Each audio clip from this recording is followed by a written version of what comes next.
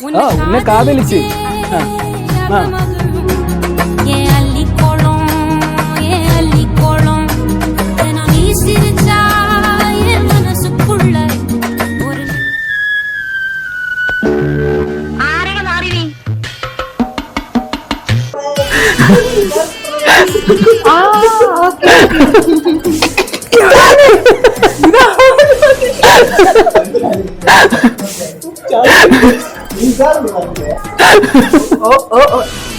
കളിക്കണ്ടേ എവിടെ കഴിഞ്ഞിട്ട് മതി പേടിച്ചു കൊടുക്കാം ചേട്ടാ ഇങ്ങനെ ഇരിക്കട്ടെ